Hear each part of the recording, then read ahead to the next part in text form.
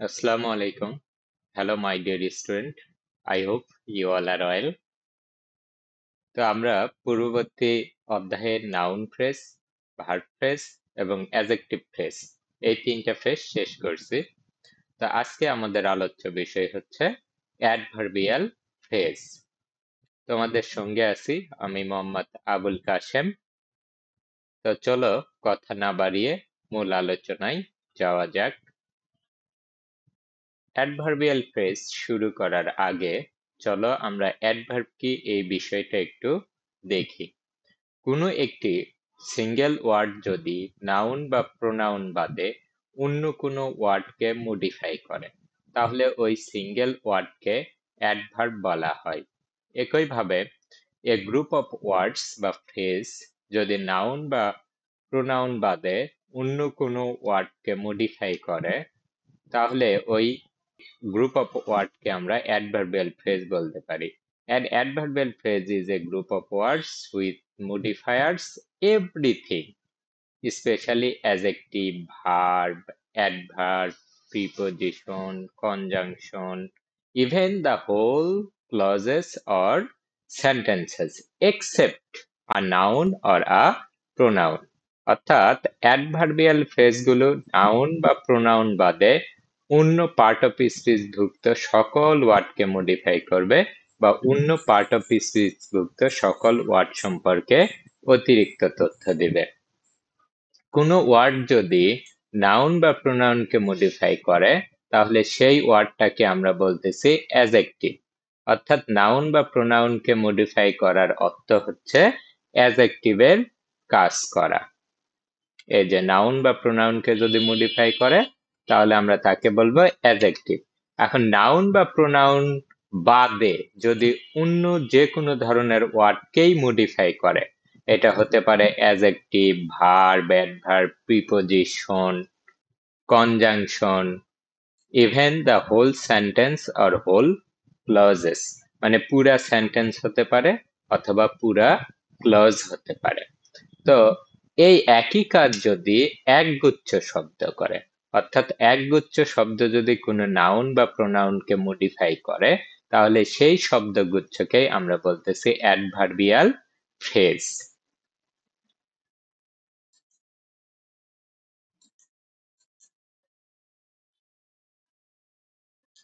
Noun অথবা adjective phrase এর মতো অ্যাডভার্বিয়াল ফ্রেজ এর সাধারণ গঠনকেও M plus H plus Q আকারে প্রকাশ করা যায়, যার হেড ওয়ার্ডটি হবে একটি অ্যাডভার্ব এবং মডিফায়ার ও কোয়ালিফায়ার্স গুলোও হবে অ্যাডভার্ব। তো আমরা নাউন ফ্রেজে যেরকম দেখছিলাম যে নাউন ফ্রেজের হেড ওয়ার্ড ছিল নাউন, অ্যাডজেক্টিভ ফ্রেজে দেখছিলাম অ্যাডজেক্টিভ ফ্রেজের হেড ওয়ার্ড ছিল অ্যাডজেক্টিভ, ভার্ব ফ্রেজে দেখছিলাম ভার্ব ফ্রেজের হেড ওয়ার্ড ছিল ভার্ব। অনুরূপভাবে অ্যাডভার্বিয়াল ফ্রেজের হেড ওয়ার্ডটা হবে একটা অ্যাডভার্ব এবং এই অ্যাডভার্বের আগে কিছু ওয়ার্ড মডিফায়ার হিসেবে ব্যবহৃত হবে, তারা অ্যাডভার্ব সম্পর্কে অতিরিক্ত তথ্য দিবে, আর কিছু ওয়ার্ড কোয়ালিফায়ার হিসেবে হেডের পরে বসে ওই হেড সম্পর্কে অতিরিক্ত তথ্য দিবে। For example, the teacher speaks softly. এখানে আমরা এই যে সফটলি ওয়ার্ডটাকে বলতেছি এটা আমাদের একটা সিঙ্গেল ওয়ার্ড অ্যাডভার্ব। তো এখানে আমাদের শুধু হেড আছে সফটলির ভিতরে, যে হাউ স্পিক সফটলি স্পিক, তাহলে এটা আমাদের সিঙ্গেল ওয়ার্ড ফ্রেজ যেটা বলছিলাম, এখানে শুধু হেডটা আছে। নেক্সট এক্সাম্পলটা খেয়াল করো, দ্য রেইন ফলস হ্যাভিলি। এখানেও আমাদের কি আছে, শুধুমাত্র হেড অংশটুকুই আছে। অর্থাৎ আমরা সর্বনিম্ন যে অ্যাডজেক্টিভ ফ্রেজের স্ট্রাকচার বলছিলাম যে আমাদের শুধু হেডটা থাকতে পারে, সেই হেডটাই এইখানে বিদ্যমান আছে। দ্য টিচার স্পিক সফটলি, এখানেও শুধু একটা হেড আছে এবং দ্য রেইন ফলস হ্যাভিলি, এখানেও শুধু একটা হেড আছে। Next example, the team plays very well. এখানে ভেরি ওয়েল ফ্রেজটার দিকে একটু খেয়াল করে দেখো, এখানে ভেরি ওয়েল ফ্রেজটার হেড ওয়ার্ড হচ্ছে অয়েল, আর অয়েলের আগে তার মডিফায়ার হিসেবে একটা ভেরি ব্যবহৃত হয়েছে। এখন আমাদের একটা প্রশ্ন হতে পারে যে স্যার, এখানে ভেরিকে আমরা কেন হেড বলতেছি না? কারণ অ্যাডভার্বিয়াল ফ্রেজে কোনো অ্যাডভার্ব যদি অন্য একটা অ্যাডভার্ব সম্পর্কে অতিরিক্ত তথ্য দেয়, সেটা ওই অ্যাডভার্বিয়ালের হেড হবে না। যেমন এখানে ভেরিটা অয়েল নামক অ্যাডভার্ব সম্পর্কে অতিরিক্ত তথ্য দিচ্ছে। তো এ যেহেতু আরেকটা অ্যাডভার্ব সম্পর্কে অতিরিক্ত তথ্য দিচ্ছে, তাই এ কখনো হেড হতে পারবে না। কিন্তু অয়েলের দিকে খেয়াল করো, অয়েলটা কিন্তু প্লে সম্পর্কে অতিরিক্ত তথ্য দিচ্ছে। এজন্য আমরা এই অয়েলটাকে বলতেছি এখানে হেডওয়ার্ড এবং ভেরিটাকে বলতেছি modifier. The car is driving dangerously fast. অনুরূপভাবে আমরা আরেকটা এক্সাম্পল যদি খেয়াল করে দেখি, তাহলে এই কারটা কেমন ভাবে ড্রাইভিং করা হচ্ছে? ডেঞ্জারাসলি ফাস্ট ভাবে ড্রাইভিং করা হচ্ছে। এই যে ডেঞ্জারাসলি ফাস্ট, এই ফ্রেজটার হেড ওয়ার্ড হচ্ছে ফাস্ট। আর ডেঞ্জারাসলি কি করতেছে? হেডের আগে বসে হেড সম্পর্কে অতিরিক্ত তথ্য দিচ্ছে। তো এখানে ডেঞ্জারাসলি কে আমরা কেন হেড ওয়ার্ড বলতেছি না? কারণ ডেঞ্জারাসলি ফাস্ট নামক অ্যাডভার্ব সম্পর্কে অতিরিক্ত তথ্য দিচ্ছে। তো একটা অ্যাডভার্বিয়াল ফ্রেজে অবশ্যই একটাই হেড থাকবে, আর ফার্স্ট কি করতেছে? ড্রাইভিং সম্পর্কে অতিরিক্ত তথ্য দিচ্ছে। The girl is singing sweetly enough. এখানে আমাদের এই যে সুইটলি, এটা হচ্ছে এই অ্যাডভার্বিয়াল ফ্রেজটির হেডওয়ার্ড, কারণ সুইটলি সিঙ্গিং সম্পর্কে অতিরিক্ত তথ্য দিচ্ছে।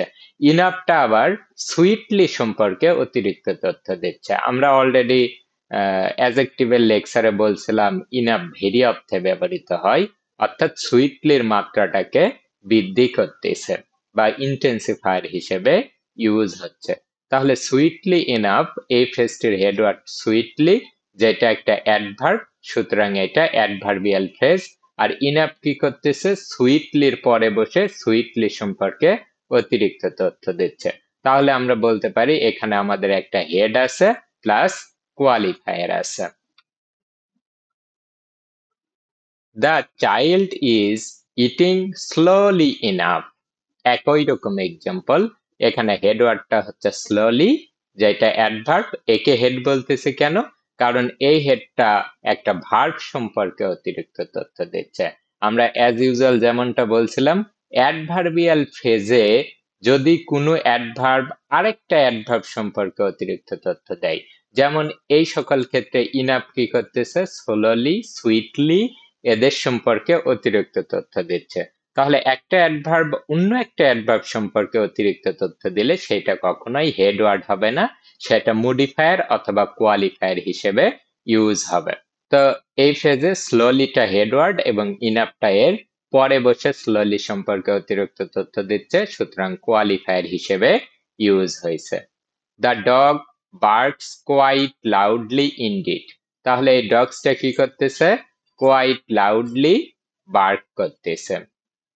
তো এখানে দেখো কোয়াইট লাউডলি ইনডিড এই ফ্রেজটার ভিতরে কোয়াইটটাও লাউডলি সম্পর্কে অতিরিক্ত তথ্য দিচ্ছে, ইনডিডটাও লাউডলি সম্পর্কে অতিরিক্ত তথ্য দিচ্ছে। তো এখানে ইনডিড কি করতেছে? লাউডলির মাত্রা বৃদ্ধি করতেছে, কোয়াইটটাও লাউডলির মাত্রা বৃদ্ধি করতেছে। কোয়াইট আর ইনডিড এই দুইজনে যেহেতু অন্য একটা অ্যাডভার্ব সম্পর্কে অর্থাৎ লাউডলি সম্পর্কে অতিরিক্ত তথ্য দিচ্ছে, তো এরা কোনোভাবেই হেড হতে পারবে না। দ্য ডগ বার্কস, এখানে লাউডলিটা কি করতেছে? বার্ক সম্পর্কে অতিরিক্ত তথ্য দিচ্ছে। তাহলে আমরা লাউডলি কে বলতে পারি হেডওয়ার্ড, তার আগে মডিফায়ার হিসেবে ব্যবহৃত হয়েছে কোয়াইট এবং তারপরে কোয়ালিফায়ার হিসেবে ব্যবহৃত হয়েছে ইনডিড। অনুরূপ আরেকটা এক্সাম্পল আমরা কনসিডার করি, he works very hard indeed. এখানে মডিফায়ার আছে, হেড আছে, কোয়ালিফায়ার আছে। এখানে হার্ডটা হচ্ছে আমাদের হেডওয়ার্ড এবং হেডওয়ার্ডের আগে আমাদের একটা ভেরি মডিফায়ার অর্থে ব্যবহৃত হয়েছে এবং একটা ইনডিড কোয়ালিফায়ার হিসেবে ব্যবহৃত হয়েছে। তাহলে আমরা অ্যাডজেক্টিভ ফ্রেজের যে স্ট্রাকচারটা দেখলাম এম প্লাস এইচ, এখানে আমাদের পসিবল চারটা স্ট্রাকচার সম্ভব। শুধু হেড থাকতে পারে, হেডের আগে মডিফায়ার থাকতে পারে, হেডের পরে কোয়ালিফায়ার থাকতে পারে, হেডের সাথে মডিফায়ার এবং কোয়ালিফায়ার দুইটাই থাকতে পারে। মোটামুটি এইটুকুই ছিল আমাদের অ্যাডভার্বিয়াল ফ্রেজের আলোচ্য বিষয়। আশা করি তোমরা অ্যাডভার্বিয়াল ফ্রেজ খুব ভালোভাবেই বুঝতে পারছো। তো আমাদের নেক্সট আইটেম হচ্ছে দ্য প্রিপোজিশনাল ফ্রেজ। তো প্রিপোজিশনাল ফ্রেজ বোঝার আগে আমরা একটু প্রিপোজিশন নিয়ে প্রাথমিক কিছু আলোচনা করে নেই। The preposition is a word that links a noun, pronoun, noun phrase, noun clause, or gerund with other words in a clause or sentence. একটি প্রিপোজিশনাল ফ্রেজ এর সাধারণ গঠনকে P+C আকারে প্রকাশ করা যায়। অর্থাৎ আমাদের একটা প্রিপোজিশনাল ফ্রেজের জেনারেল স্ট্রাকচারকে আমরা বলতেছি P+C। এখানে P স্ট্যান্ড ফর প্রিপোজিশন এবং C স্ট্যান্ড ফর কমপ্লিমেন্ট বা প্রিপোজিশনাল অবজেক্ট অথবা কমপ্লেন্ট। তো প্রিপোজিশনাল ফ্রেজটা শুরু হবে একটা প্রিপোজিশন দিয়ে এবং শেষ হবে একটা কমপ্লিমেন্ট দিয়ে। এই যে কমপ্লিমেন্ট পজিশনে যে সকল নাউন, প্রোনাউন বা নাউন ফ্রেজ, নাউন ক্লজ বা জিরান্ড ব্যবহৃত হবে, সেই কমপ্লিমেন্টের সাথে সেন্টেন্সের অন্যান্য ওয়ার্ডের রিলেশনশিপ তৈরি করাই হচ্ছে প্রিপোজিশনাল ফ্রেজের মুখ্য কাজ। কমপ্লিমেন্টের কাজ হলো কোনো কিছুকে কমপ্লিট করা বা পরিপূর্ণ করা। এখানে এই কমপ্লিমেন্ট বা প্রিপোজিশনাল অবজেক্টটি প্রিপোজিশনাল ফ্রেজকে কমপ্লিট করে। অন্যভাবে বলা যায় যে প্রিপোজিশনটি এর পরে ব্যবহৃত কমপ্লিমেন্ট বা প্রিপোজিশনাল অবজেক্টকে ক্লজ বা সেন্টেন্সের অন্যান্য ওয়ার্ড এর সাথে লিঙ্ক বা সম্পর্ক তৈরি করে দেয়। নাউন অথবা প্রোনাউনের সমতুল্য সবকিছুই, যেমন pronoun, noun phrase, noun clause or gerund complement হিসেবে প্রিপোজিশনাল ফ্রেজের অবজেক্ট হিসেবে ব্যবহৃত হতে পারে। তাহলে আমরা যে P+C স্ট্রাকচারটা দেখলাম, এই P+C স্ট্রাকচারে আমাদের কমপ্লিমেন্ট হিসেবে অর্থাৎ প্রিপোজিশনের পরে কমপ্লিমেন্ট হিসেবে ব্যবহৃত হতে পারে noun, pronoun, noun phrase, noun clause অথবা জিরান্ড ভার্বের আইএনজি ফর্ম। তো চলো আমরা এখন দেখে নেই কারা কারা কমপ্লিমেন্ট হতে পারে। কমপ্লিমেন্ট বা প্রিপোজিশনাল অবজেক্ট হতে পারে নাউন অথবা নাউনের সমতুল্য যে কেউ, pronoun, noun phrase, noun clause অথবা gerund. For example, she is staying at home. এই ফ্রেজটার এই যে অ্যাট হোম, এই ফ্রেজটা একটা প্রিপোজিশনাল ফ্রেজ, কেননা একটা প্রিপোজিশন দিয়ে শুরু হয়েছে এবং এরপরে হোম নামক নাউন একটা কমপ্লিমেন্ট হিসেবে ইউজ হয়েছে। My friends R waiting for me at the bus stop. তো এখানে ফর মি ফ্রেজটার কথা চিন্তা করো। এখানে ফরটা প্রিপোজিশন এবং মি এর কমপ্লিমেন্ট, যেটা একটা প্রোনাউন। তাহলে এখানে একটা প্রোনাউন কমপ্লিমেন্ট হিসেবে ইউজ হয়েছে। আমরা যদি পরেরটা খেয়াল করি, at the bus stop, the bus stop একটা নাউন ফ্রেজ যেটা অ্যাট প্রিপোজিশনের কমপ্লিমেন্ট হিসেবে ইউজ হয়েছে। Next one, she put the book on the table. On the table ফ্রেজটার দিকে একটু খেয়াল করো। এই ফ্রেজটা শুরু হয়েছে অন দিয়ে এবং শেষ হয়েছে দ্য টেবিল দিয়ে। এখানে অনটা হচ্ছে প্রিপোজিশনাল পার্ট এবং দ্য টেবিল হচ্ছে প্রিপোজিশনাল কমপ্লিমেন্ট বা কমপ্লেন্ট, যেটা একটা নাউন ফ্রেজ। তাহলে এখান থেকে আমরা বুঝতে পারতেছি নাউন ফ্রেজটা প্রিপোজিশনাল কমপ্লিমেন্ট হিসেবে ইউজ হতে পারে। I am curious about what you think of this book. এখানে আমরা একটা নাউন ক্লজ ইউজ করছি। এখানে এই যে অ্যাবাউটটা হচ্ছে আমাদের প্রিপোজিশন, তারপরে আমরা পুরো একটা ক্লজ ব্যবহার করছি। যেহেতু আমরা এর আগে ক্লজ পড়িনি বা আমরা ফ্রেজ থেকে ক্লজের দিকে যাচ্ছি, সুতরাং এই এক্সাম্পলটা খুব ভালোভাবে না বুঝলেও তোমাদের হতাশ হওয়ার কোনো দরকার নেই। আমরা ক্লজ শেষ করার পরে এই বিষয়টা খুব ভালোভাবেই বুঝতে পারবো। এখানে অরটা হচ্ছে আমাদের সাবঅর্ডিনেট কনজাংশন, ইউটা হচ্ছে সাবজেক্ট এবং থিংটা হচ্ছে প্রেডিকেটর, অর্থাৎ ফাইনাইট ভার্ব পার্ট।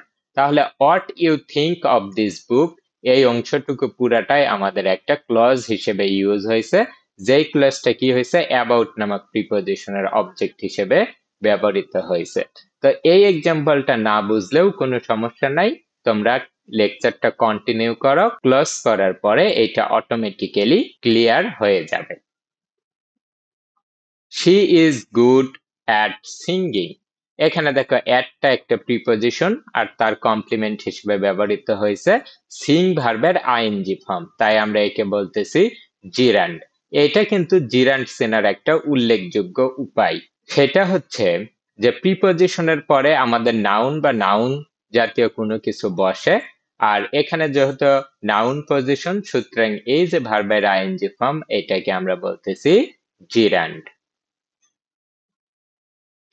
আমরা জানি প্রিপজিশনাল ফ্রেজ গুলো প্রিপজিশন, নাউন, অ্যাডজেক্টিভ, অ্যাডভার্ব এর কাজ করতে পারে। আমরা যে নেমোনিক্সটা তোমাদের ফ্রেজের আলোচনায় দেখাইছিলাম, সেখানে আমাদের শুরুতে কি ছিল, একদম উপরে ছিল নাউন ফ্রেজ ছিল। তাহলে একদম উপরে ছিল নাউন ফ্রেজ, তারপরে ছিল অ্যাডজেক্টিভ ফ্রেজ, তারপরে ছিল অ্যাডভার্বিয়াল ফ্রেজ, তারপর ছিল verb phrase,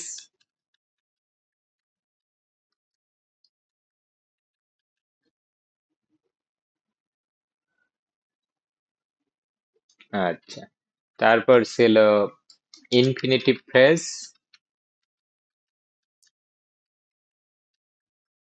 participle phrase,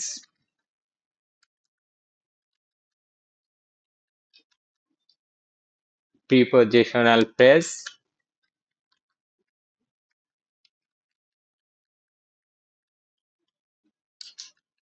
conjunctional phrase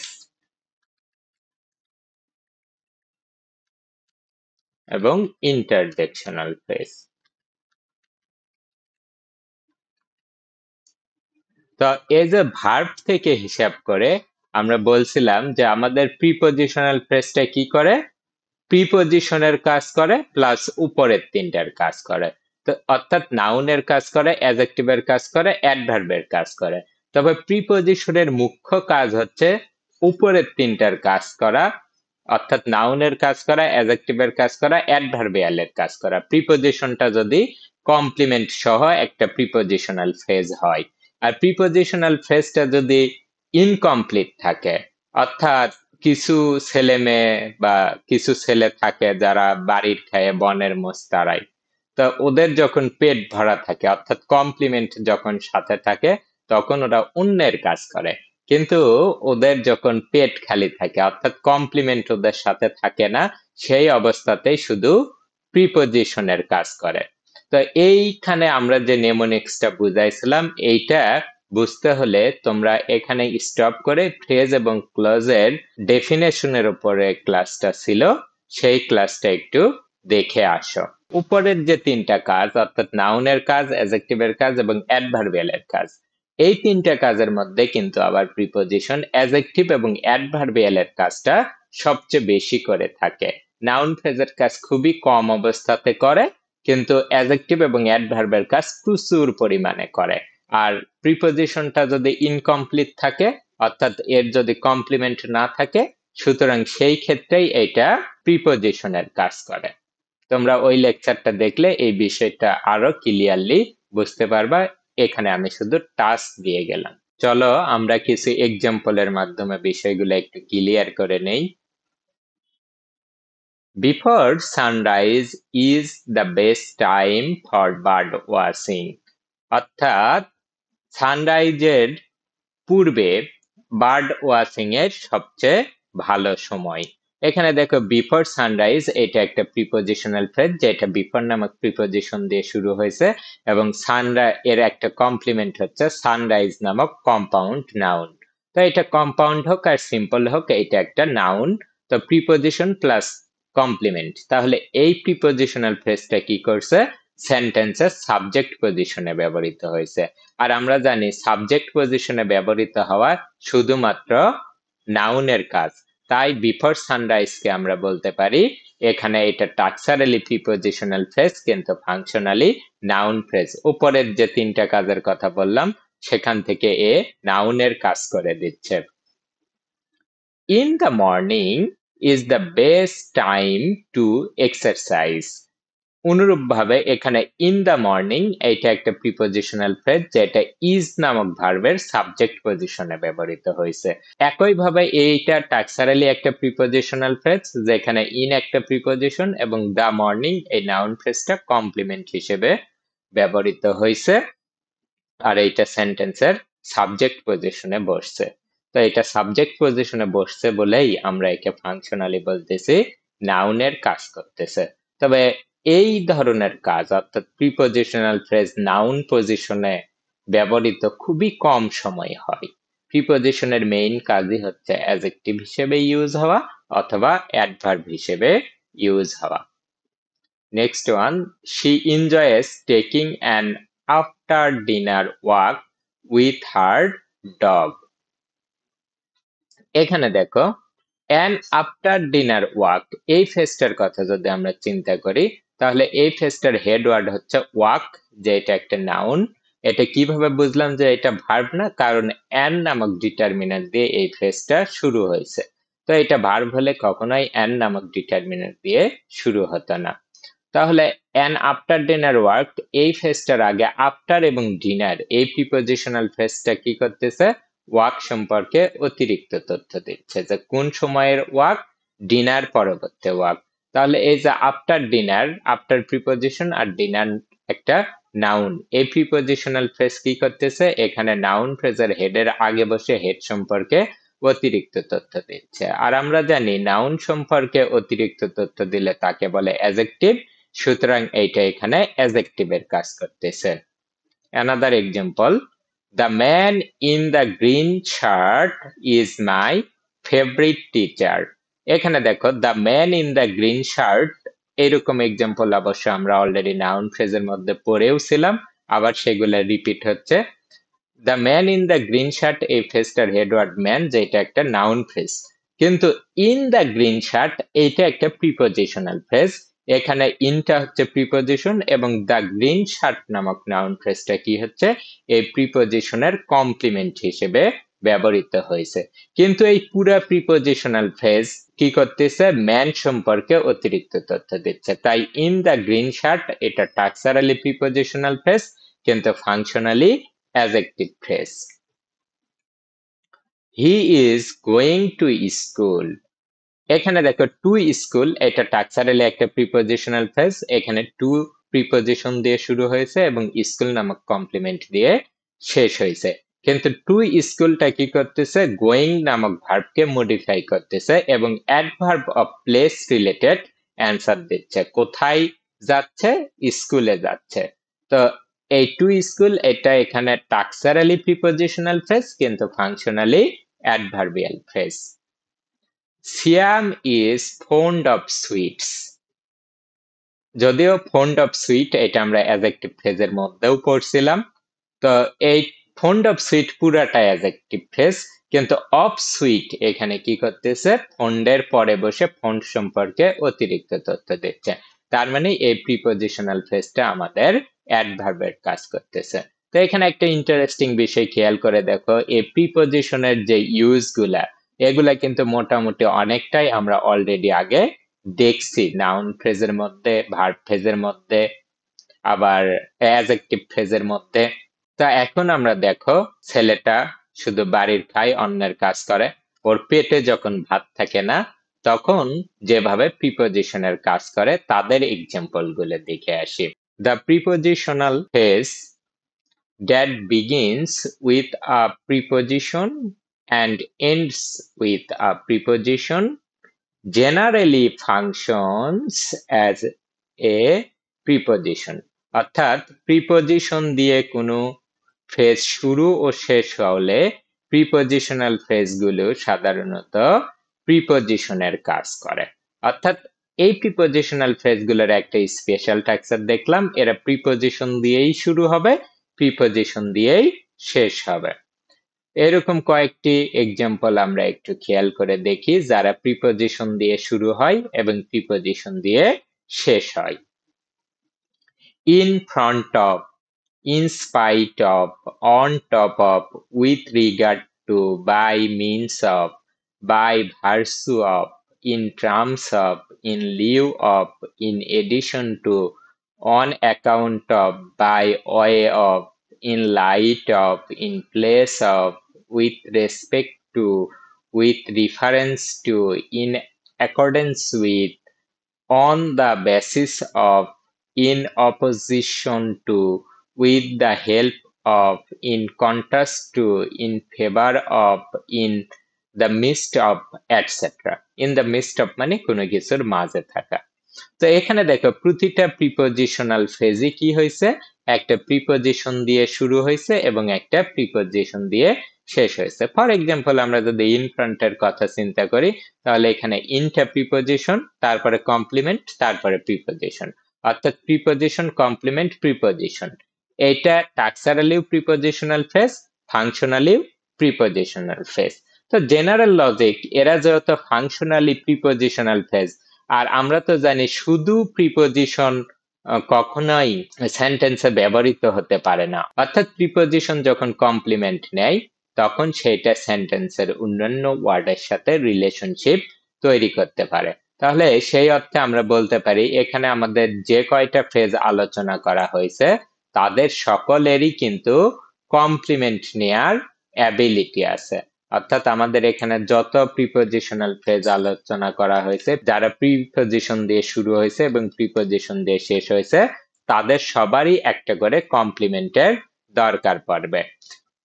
আর এই কমপ্লিমেন্ট না থাকলে এরা প্রিপোজিশন হিসেবে, আর এরা কমপ্লিমেন্ট পাওয়ার সাথে সাথেই দেখবা সেই প্রিপোজিশনাল ফ্রেজগুলো আর কখনোই প্রিপোজিশনের কাজ করবে না, বরং অন্যের কাজ করতে, অর্থাৎ উপরের তিনটার কাজ করতে, নাউনের কাজ করতে, অ্যাডজেক্টিভের কাজ করতে অথবা অ্যাডভার্বের কাজ করতে বেরিয়ে পড়বে।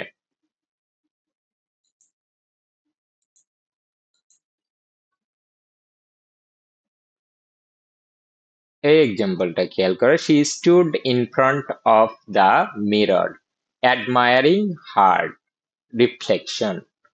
দেখতে মনে হয় খুব সুন্দর ছিল, সে নিজেই নিজের রিফ্লেকশনের প্রতিচ্ছবির প্রশংসা করতেছিল। তো আমাদের বিষয়টা হচ্ছে in front of the mirror. এখানে ইন ফ্রন্ট অফ এইটুকু প্রিপোজিশন দিয়ে শুরু হয়েছে, ইন প্রিপোজিশন দিয়ে শুরু হয়েছে এবং অফ প্রিপোজিশন দিয়ে শেষ হয়েছে। তাহলে এটা টাক্সারালিও প্রিপোজিশনাল ফ্রেজ, ফাংশনালিও প্রিপোজিশনাল ফ্রেজ।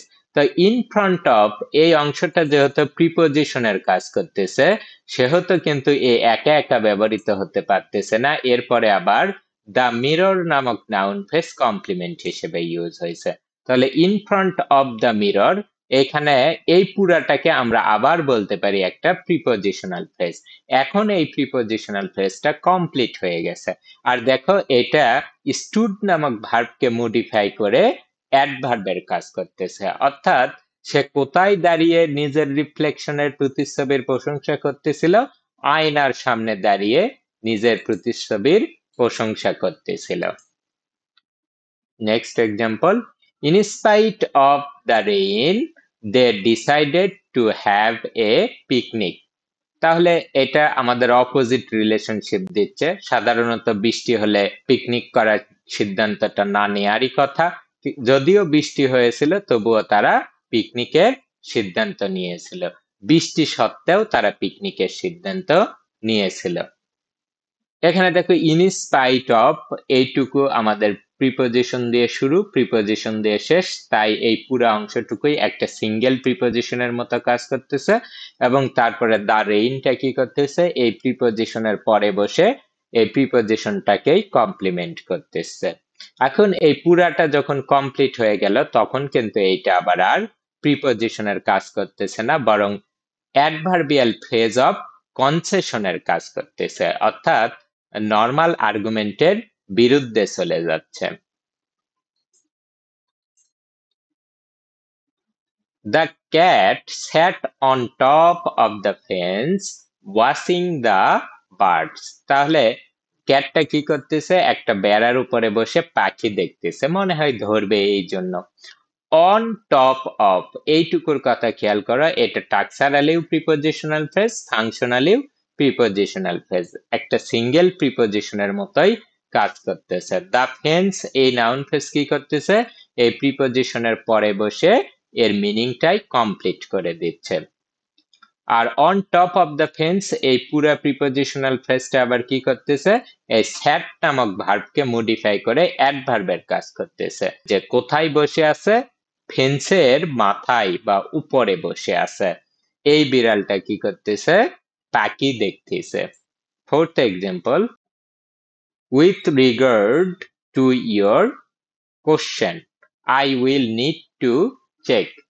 তোমার প্রশ্নের সাপেক্ষে আমাকে আবার চেক করতে হচ্ছে।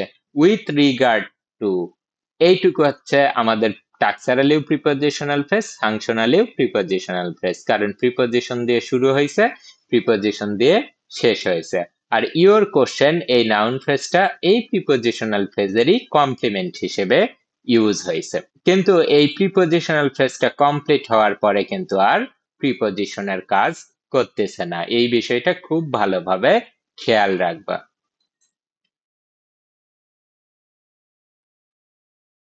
The prepositional phrase that ends with a preposition also functions as a preposition. অর্থাৎ শুধুমাত্র প্রিপোজিশন দিয়ে শেষ হওয়া প্রিপোজিশনাল ফ্রেজগুলো সাধারণত প্রিপোজিশনের কাজ করে।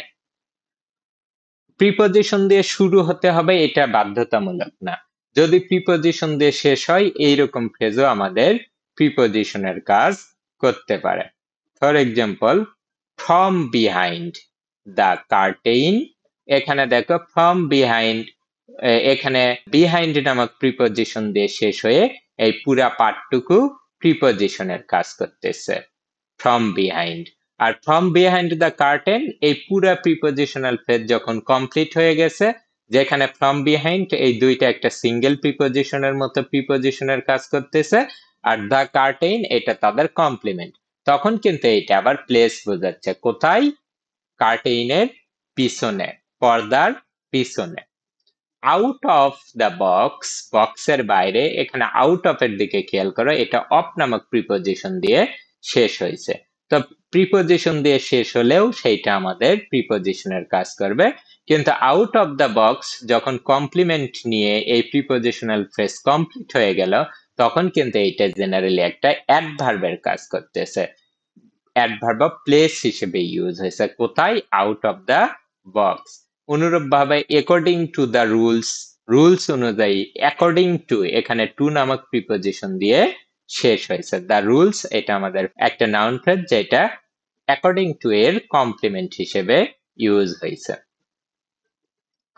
ডিউ টু দ্য ওয়েদার, একই রকম ওয়েদারের কারণে, ডিউ টু এখানে টু নামক প্রিপোজিশন দিয়ে শেষ হয়েছে, তাহলে প্রিপোজিশন দিয়ে শেষ হলেও আমরা তাকে প্রিপোজিশনাল ফ্রেজ বলবো, অর্থাৎ এরা একটা সিঙ্গেল প্রিপোজিশনের মতো কাজ করবে এবং এদের পরে একটা কমপ্লিমেন্ট থাকবে। Preposition plus complement plus preposition, যেটা অলরেডি আমরা বললাম, অথবা কমপ্লিমেন্ট প্লাস প্রিপোজিশন, এই গঠন বিশিষ্ট প্রিপোজিশনাল ফ্রেজগুলো তাহলে কি হবে, সাধারণত টাক্সারালিও প্রিপোজিশনাল ফ্রেজ এবং ফাংশনালিও প্রিপোজিশনাল ফ্রেজ, অর্থাৎ এগুলো সাধারণত প্রিপোজিশনের কাজ করবে। ইন ফ্রন্ট অফ, এটা অলরেডি আমরা বলছি, in front of the house, তাহলে ইন ফ্রন্ট অফ এটা ইন প্রিপোজিশন দিয়ে শুরু হয়েছে এবং অফ প্রিপোজিশন দিয়ে শেষ হয়েছে। In spite of, she continued working in spite of her illness, তাহলে অসুস্থ থাকা সত্ত্বেও কাজ করতেছে, তাহলে ইন স্পাইট অফ দেখো টাক্সারালি প্রিপোজিশনাল ফ্রেজ, ফাংশনালিও প্রিপোজিশনাল ফ্রেজ, কিন্তু in spite of her illness এটা কিন্তু টাক্সারালি প্রিপোজিশনাল ফ্রেজ, কিন্তু functionally adverbial phrase.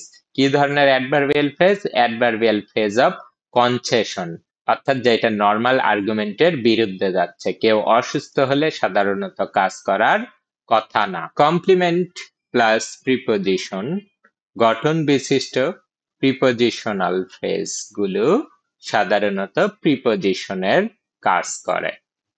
For example, due to the flight was delayed due to bad weather. তাহলে এই খেলাটা, প্রতিযোগিতাটা ডিলে হয়েছিল কেন? ওয়েদার খারাপের জন্য। তাহলে এখানে ডিউ টু, দেখো এই ডিউ টু কে আমরা কমপ্লিমেন্ট বলতে পারি এবং টুটা একটা প্রিপোজিশন। তাহলে কমপ্লিমেন্ট প্লাস প্রিপোজিশন, এই পুরাটা আবার কম্পাউন্ড প্রিপোজিশন হিসেবে ইউজ হয়েছে, যে এটা একটা সিঙ্গেল প্রিপোজিশনের মতো কাজ করবে এবং এরপরে আমাদের যে ওয়েদার নামক কমপ্লিমেন্ট আছে সেই কমপ্লিমেন্ট নিয়ে ফ্রেজটা কমপ্লিট হয়েছে। তাহলে ডিউ টু ব্যাড ওয়েদার এইটুকু টাক্সারালি প্রিপোজিশনাল ফ্রেজ, কিন্তু functionally adverbial phrase of cause or reason. এটা কি করতেছে? আমাদের ডিলে হওয়ার কারণ বোঝাচ্ছে। কেন ডিলে হলো? কারণ ওয়েদারটা খারাপ ছিল।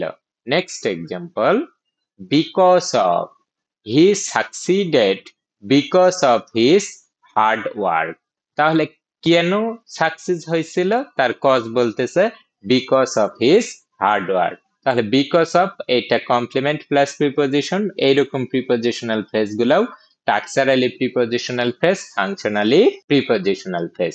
কিন্তু because of his hard work, because of যখন কমপ্লিমেন্ট নিল, হিজ হার্ড ওয়ার্ক নামক নাউন ফ্রেজকে কমপ্লিমেন্ট হিসেবে নিল, তখন কিন্তু এটা আর প্রিপোজিশনের কাজ করলো না।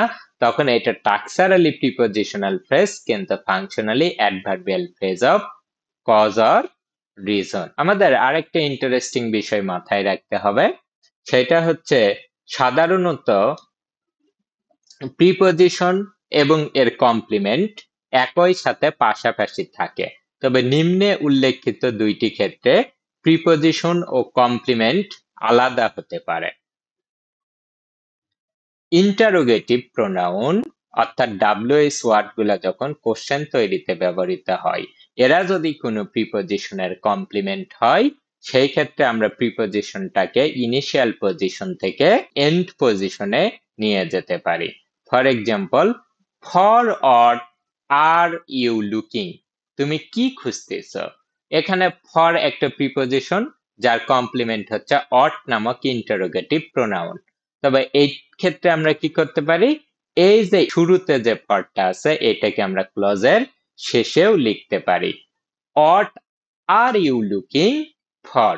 তাহলে জেনারেলি প্রিপোজিশন এবং কমপ্লিমেন্ট একই সাথে থাকে, কিন্তু এই স্পেশাল কেসে কি হচ্ছে? প্রিপোজিশন তার ইনিশিয়াল পজিশন থেকে কমপ্লিমেন্টকে ছেড়ে শেষের পজিশনে যাচ্ছে।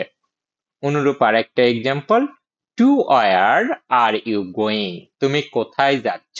এইখানে টুটা হচ্ছে প্রিপোজিশন এবং তার কমপ্লিমেন্ট হচ্ছে ওয়ার নামক ইন্টারোগেটিভ প্রোনাউন। এই ক্ষেত্রেও আমরা যেটা করতে পারি, প্রিপোজিশনকে সামনে থেকে তুলে পিছনে বসাতে পারি। অর্থাৎ আমরা বলতে পারি, where are you going to. তা আমরা যেমনটা বলছিলাম যে দুইটা সিচুয়েশনে কি হতে পারে, প্রিপোজিশন তার কমপ্লিমেন্ট থেকে দূরে থাকতে পারে। তার একটা সিচুয়েশন হচ্ছে ইন্টারোগেটিভ প্রোনাউন বা ডাব্লিউএইচ ওয়ার্ড গুলা যখন কোশ্চেন তৈরিতে ব্যবহৃত হয়, তারা যদি কমপ্লিমেন্ট হিসেবে ব্যবহৃত হতে পারে। আর একটা সিচুয়েশনে এটা হতে পারে, সেটা হচ্ছে রিলেটিভ প্রোনাউন গুলা যদি, অর্থাৎ ডাব্লিউএইচ ওয়ার্ড গুলা যদি কোনো কমপ্লেক্স সেন্টেন্সে রিলেটিভ প্রোনাউন হিসেবে ব্যবহৃত হয়, আর সেই রিলেটিভ প্রোনাউন গুলা যদি প্রিপোজিশনাল কমপ্লিমেন্ট হয়। তো রিলেটিভ প্রোনাউনের এই ইস্যুটা কম বুঝলেও টেনশন করার দরকার নাই, কারণ এটা ক্লজের আলোচ্য বিষয়। এখানে জাস্ট আমরা ধারাবাহিকতা মেইনটেইন করার জন্য অল্প একটু নিয়ে আসছি। এটা ক্লজের পরে আমরা আরো ক্লিয়ারলি বুঝতে পারবো। The girl with whom you are talking is very smart. তাহলে with whom you are talking, এখানে উইথ এর প্রিপোজিশন হচ্ছে এই হুম নামক রিলেটিভ প্রোনাউন। সুতরাং আমরা কি করতে পারি, এই উইথটাকে ইনিশিয়াল পজিশন থেকে এই ক্লজের শেষে অর্থাৎ টকিং এর পরে বসাতে পারি। The girl whom you are talking with is very smart. আমি এটাও বুঝতে পারতেছি তোমাদের মধ্যে অনেকে হয়তো এই এক্সাম্পলটা ঠিকঠাক ক্লিয়ারলি বুঝতেছো না।